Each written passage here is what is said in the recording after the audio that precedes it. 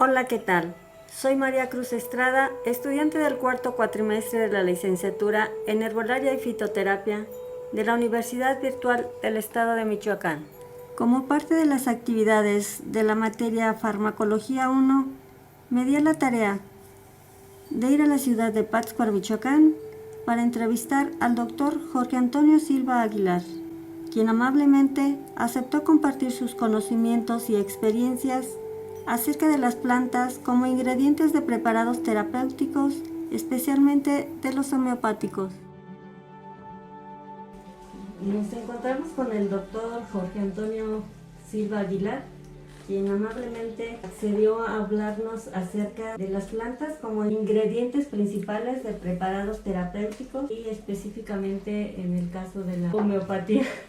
Sí, maestra. Bueno, perdón que ando un poquito mal de mi garganta ahorita. Voy a necesitar algunas plantitas precisamente para eso. Pero bueno, con respecto a la pregunta del principal componente de las plantas que se utiliza para los medicamentos, primero debemos saber una cosa importante. La homeopatía, y no solamente la homeopatía, sino los medicamentos en general, provienen la mayoría o muchos de ellos, no solamente de laboratorio donde fabrican de manera sintética los componentes. Tenemos el caso, por ejemplo, de la belladona, la famosa, el medicamento que nosotros utilizamos como un vasoconstrictor en los quirófanos ante un problema cardíaco. Se llama atropina. Entonces, esa proviene de la belladona precisamente. O sea, es una planta. Así como, por ejemplo, el Salix alba, que no es otra cosa más que el sauce blanco, pues es lo que nosotros llamamos la famosa aspirina, ¿no? Y muchos otros, como el Digitalis purpurea, que también es en la medicina sintética, pues le llamamos digoxina, que es un tratamiento que se da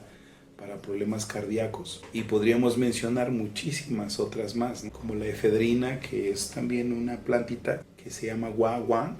Es una plantita de origen Mawang, de origen japonés. También pues, se utiliza como efedrina, y bueno, tantos otros como la quinina, como muchas otras, o el zapote blanco, por ejemplo, o la misma amapola, que se utilizan dentro de la medicina alopática. Pero cuando nos referimos a la medicina homeopática, debemos conocer que la medicina homeopática no solamente utiliza plantas, también utiliza minerales, sales minerales, utiliza animales a través de las sales y los sueros animales, y también, bueno, se utilizan las plantas básicamente. Esas son las propiedades que nosotros extraemos.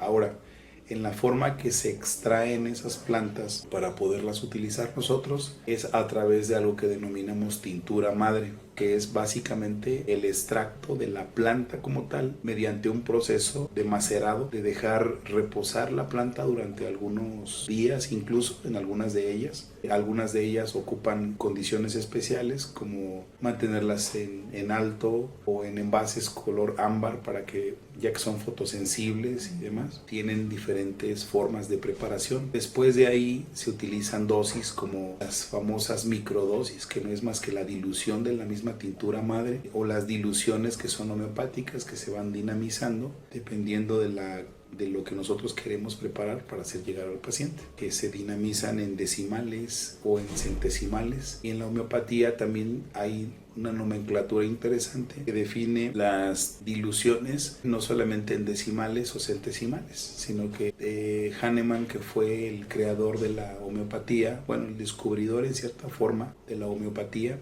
que fue la forma de dinamización o de dilución de algunos componentes físicos, también le denominó hahnemanniana. Entonces hay unas diluciones que se llaman centesimal hahnemanniana y otras diluciones que son korsakovianas, pero bueno, son variaciones que tiene la homeopatía. Sin embargo, la practicidad de todo esto pues es que se pueda ofrecer de manera dinámica a una persona que esté padeciendo algún proceso. Y en general debo decir que cuando hablamos de homeopatía no solamente podemos dinamizar plantas o hacer tinturas de plantas, se pueden hacer de muchas otras cosas. En la homeopatía incluso se sabe que se pueden atrapar rayos X, por ejemplo, los rayos solares u otras energías, ya sea fotónicas o no, que se pueden dinamizar y complementar dentro del proceso homeopático.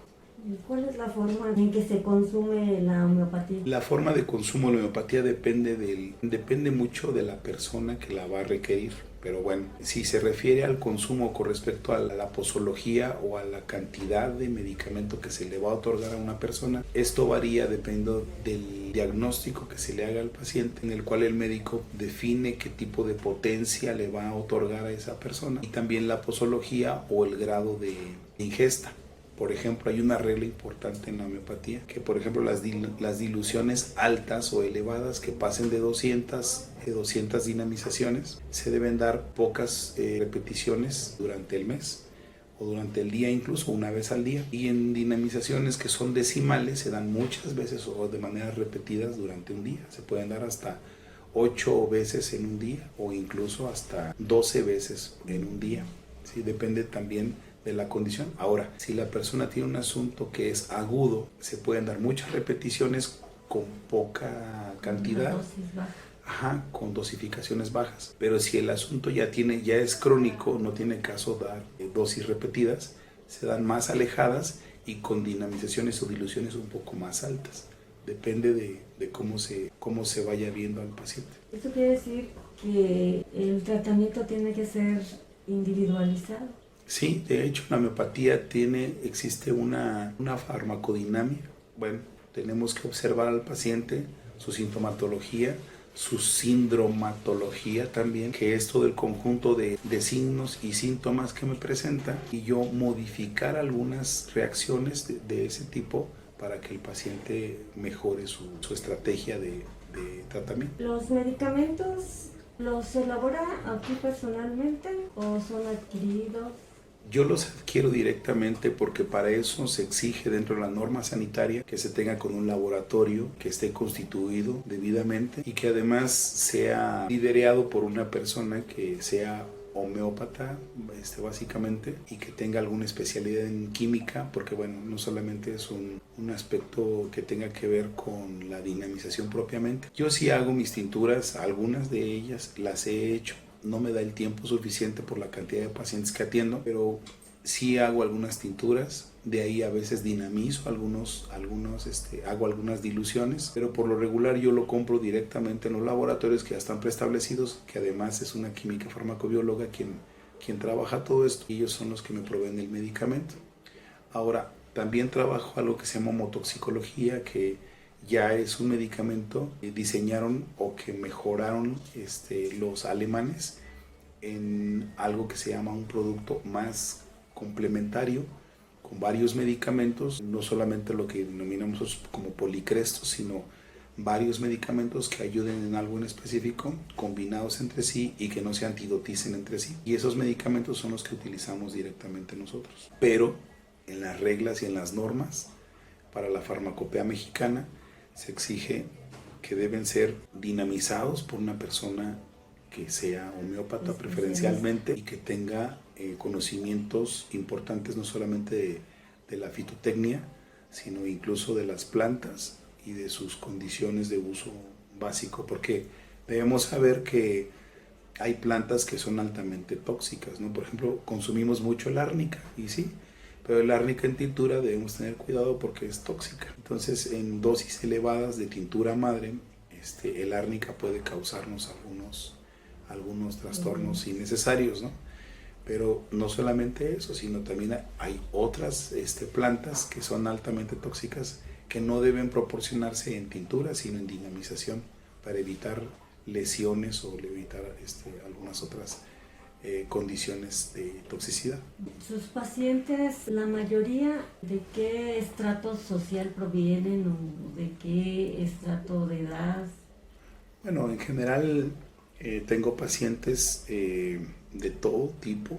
Tengo pacientes desde estatus sociales muy elevados, en los cuales ofrecemos el mismo tipo de tratamiento. Realmente no existe, cada vez más en México hemos estado adoptando la postura de utilizar medicamentos que no dañen directamente alguna condición física, y la gente se está readaptando a este sistema de salud.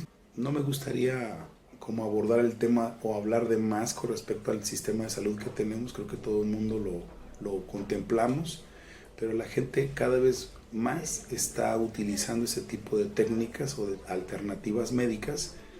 No me gusta llamarlo alternativa tampoco, porque no es como muy ligero llamarlo así, o tal es muy sutil. Más bien pensaría que es una forma de integrar una terapéutica médica para las personas. Ahora, si entramos un poquito más a la ciencia dentro de la homeopatía, debemos saber algo bien importante. Nuestra lucha no está solamente en conocer los medicamentos y su acción directa. La verdad es que nosotros hemos descubierto cosas importantes en la homeopatía, por ejemplo, la comunicación que se tiene una sustancia homeopática con algunas interleucinas, con el interferón gamma 1, por ejemplo, o con algunos otros factores como el factor de necrosis tumoral alfa o algunas otras formas de interleucinas. Quiere decir que cuando nosotros dinamizamos una sustancia y logramos llegar a la dinamización que se encuentra, por ejemplo, en la interleucina 6, establecemos una comunicación directa entre estas dos potencias y entonces es cuando se pueden inhibir entre sí. Nuestro principal problema que tenemos en la actualidad pues, es hablar de la inflamación. La inflamación siempre ha sido un coco para toda la medicina y en eso es en lo que trabajamos nosotros, en regulación de la inflamación mediante procesos naturales. Yo creo que ahí es donde la gente que ya ha estado tomando, por ejemplo, muchos medicamentos que tienen que ver con los esteroides, se cansan de todo eso porque además es peligroso. La ingesta de esteroides de manera excesiva puede causar síndrome de Cushing o algunos otros síndromes importantes, entre ellos la cirrosis hepática, por ejemplo, medicamentosa, o algunos problemas en riñones, que es lo más común, hasta llegar a las insuficiencias renales después de pasar por glomerulonefritis o cosas así complicadas.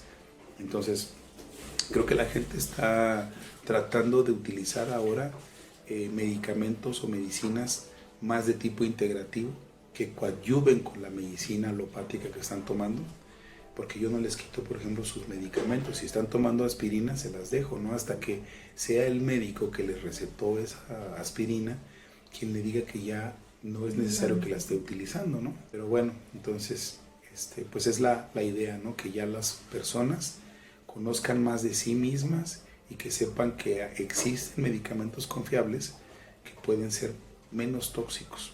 Pero hay algo interesante también en todo esto. Los medicamentos, no por ser homeopáticos o no por ser de origen natural, no son ofensivos. Ojo, también pueden causar problemas serios en una persona si no son dados de manera adecuada, exactamente. ¿Cómo adquirió todos esos conocimientos? Ay, pues esto ha sido un caminar sobre todo esto. Yo creo que desde pequeño, por ahí me hice una entrevista hace unos días, donde les platicaba precisamente mi incursión a todo esto. Yo creo que se dio desde que yo era muy, muy pequeño. Desde los 7 años de edad vi que uno de mis tíos se intoxicó con unas pastillas que tomó y lo llevaron a la acupuntura con un acupunturista muy famoso que existía aquí, que en paz debe descansar porque él ya no está aquí en este mundo. Pero ese doctor lo ayudó muchísimo. Entonces yo, que en ese tiempo tenía 7 años de edad, 8 años de edad, no me acuerdo, y que mi tío tenía 17, me gana por 10 años. Y al yo ver cómo le ponían unas agujas milagrosas que le curaron una alergia severa a un medicamento, y además amábamos mucho él y yo las artes marciales, y en ese tiempo pues imagínense, yo era Bruce Lee, mi tío también, y llegar a un lugar, un consultorio donde tiene un yin yang grandote con caracteres chinos muy interesantes, pues para mí fue la medicina del arte marcialista, ¿no? Yo así lo asimilé. Entonces el doctor Nicolás Huerta, que paz descanse, este señor me dice, oye, ¿qué quieres ser cuando seas grande? Y yo, pues tal vez consciente o inconscientemente le respondí, pues yo quiero ser como usted. Y curiosamente, pues aquí estoy, ¿no? En este asunto. Ahora, eso no define su pregunta, pero le digo esto porque yo siempre tuve afinidad hacia la medicina no convencional, sino ese tipo de medicina.